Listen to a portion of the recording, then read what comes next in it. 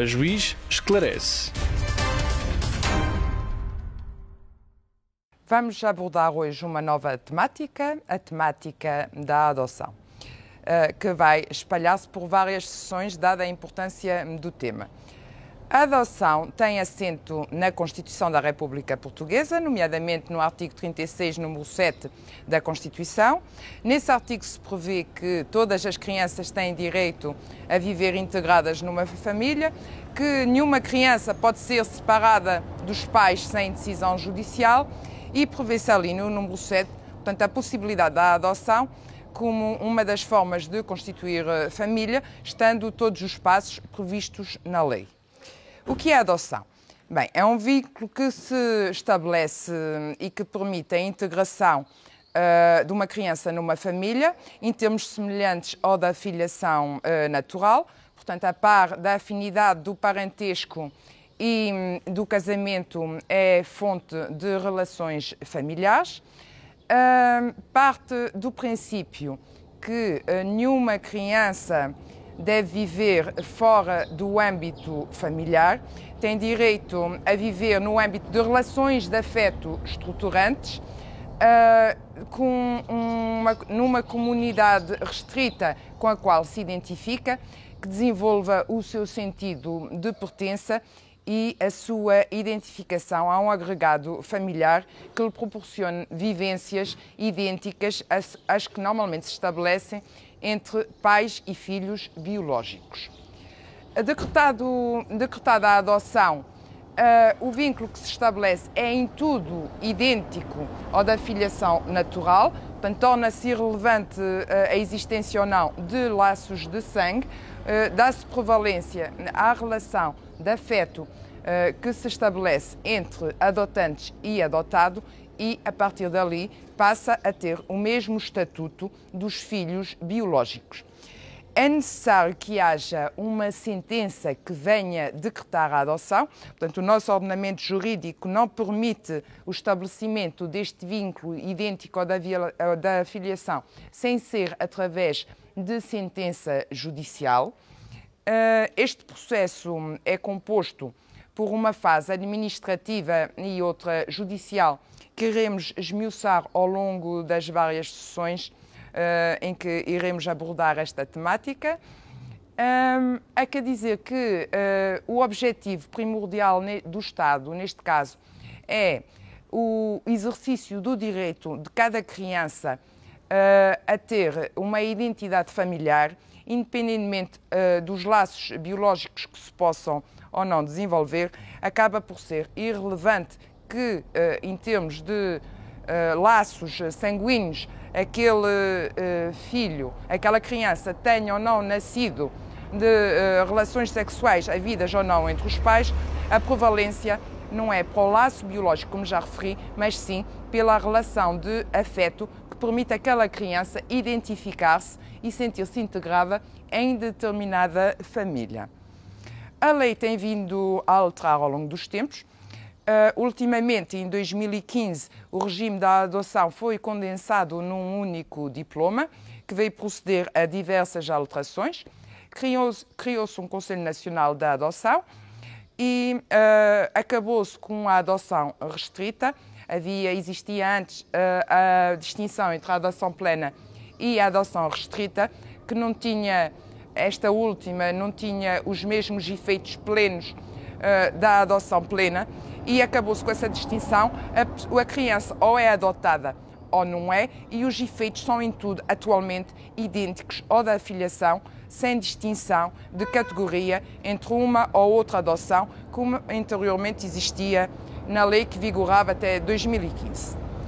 Acabou-se, para além disso, com determinados institutos, tal como o da confiança judicial, que era prévia à adoção. Neste momento, uma criança pode ser adotada através de diversas formas, que seja a confiança administrativa, portanto, levada a cabo pelos organismos de segurança social,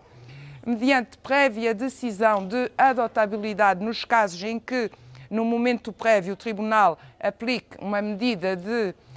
confiança à instituição, à família de acolhimento ou à pessoa com vista à ulterior adoção. Também é possível a adoção de filhos do cônjuge ou do unido de facto, sem passar por essas fases. Portanto, são situações que hoje são pressupostos do processo de adoção, portanto, terão estas situações prévias ao decretamento da adoção. A lei, para além disso, veio consagrar conferir maior celeridade ao processo de adoção, que tem uma fase preparatória, uma fase de ajustamento, seguida, finalmente, da fase judicial, que é quando o processo entra no tribunal e foi precedida dessas fases administrativas. Portanto, a lei veio estabelecer prazos que encurtam a duração do processo de adoção em todas essas fases, de forma que uma criança não tenha de permanecer por tempos morosos e longos sem uma família à qual possa pertencer e na qual se sinta integrado em termos de afeto. Uma das grandes inovações ainda da lei foi quando, em 2016, se reconheceu a possibilidade de adoção por casais homossexuais. Tem havido, portanto, grandes alterações que têm vindo a acompanhar o projeto social global nesse âmbito. Portanto, a lei proíbe atualmente a discriminação em função da orientação sexual no que concerne ao apadrinhamento, à adoção e a todas as situações que temos vindo a abordar em termos de promoção e proteção e de providências tutelares cíveis que visem a cautelar o superior interesse das crianças. É verdade que só em 1999 os homossexuais reconheceram o direito, por exemplo, a ingressar nas Forças Armadas. Apenas em 2001 se veio reconhecer o direito de casamento para os homossexuais e a lei tem vindo a alterar nesta sede, portanto, valorizar acima de tudo a relação de afeto em detrimento ou independentemente da orientação sexual e do género. O que se avalia é a capacidade de cada candidato à adoção, a idoneidade, a capacidade, a disponibilidade para assumir as funções de pai ou de mãe. Portanto, a designação é irrelevante. Portanto, a capacidade, em suma, de dar afeto a uma criança e de criar para essa criança as condições que lhe permitam um desenvolvimento harmonioso como se filho fosse, e isto independentemente de se tratar de casais ou de pessoas heterossexuais ou homossexuais. Isso na lei acabou por não ter qualquer relevância e não pode servir de fundamento ou de pretexto para criar maior ou menor delonga, portanto, na tramitação dos autos. Esse desiderato do legislador tem sempre um único fundamento, tal como nas restantes providências que temos vindo a abordar e nas medidas de promoção e proteção, é sempre pôr em primeiro plano, colocar em primeiro plano o superior interesse da criança e, por isso, a partir do momento em que é decretada a adoção, esta criança não poderá ser, por qualquer forma, discriminada, quer pelo facto de não ter com os adotantes laços biológicos, quer pelo facto de ter sido ou não adotada por casais homossexuais ou heterossexuais. Uma das importantes inovações da lei que entrou em vigor em 2015 e que compila neste momento as normas da adoção é a possibilidade da criança, a partir dos 16 anos, ter direito à informação acerca das suas origens, de ser fornecida toda a informação que serviu para instruir o processo de adoção e todos os seus preliminares. Se a criança não for ainda maior de idade, terá de colher a autorização dos pais para o efeito. Se for maior de idade, tem acesso livre. E os organismos de segurança social e outras entidades intervenientes no processo de adoção em todas as suas fases têm, por isso, o dever de, durante 50 anos, conservar toda a informação, de forma que, solicitada tal informação pelo adotado acerca das suas origens e de todos os factos que foram considerados no âmbito desse processo, com vista ao decretamento da adoção, possa ter uma informação precisa, objetiva, daquilo que precedeu a formação daquele vínculo e, para tal, tem as entidades que intervieram no processo o dever, portanto, que é o correlativo daquele direito que o adotado tem essas entidades o dever de preservar toda a informação durante esse lapso de tempo que eu acabei de mencionar. Nesta sessão, penso que abordamos em termos genéricos o que é a adoção. Portanto, como disse, é a formação de um vínculo idêntico ou da filiação biológica, mas sem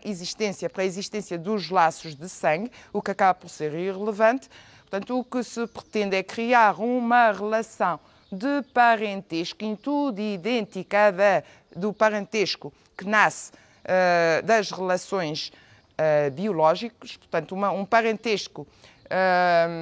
que é decorrente desse vínculo que se constitui por sentença judicial e que, de certa forma, transfere para os adotantes todos os direitos e deveres que impendiam sobre os pais naturais e que estes, ou por morte, ou desaparecimento, ou por incapacidade ou falta de vontade de assumirem as funções de pai, portanto, são transferidas para esse casal ou para essa pessoa que demonstra capacidade e idoneidade de proporcionar a uma criança o ambiente familiar de que ela precisa para poder desenvolver em termos saudáveis e equilibrados, estáveis, portanto, a sua personalidade e ter acesso a um projeto de vida estruturado, afetivo, que lhe permita definir-se como pessoa plena de direitos, capaz de assumir perante a sociedade, portanto, a sua função de homem ou de mulher, ou aquilo que atualmente lhe queiram chamar, dadas as atuais polémicas relacionadas com o género. Pronto, e por hoje é tudo. Iremos continuar na próxima sessão na mesma temática. Bem-aja pela atenção.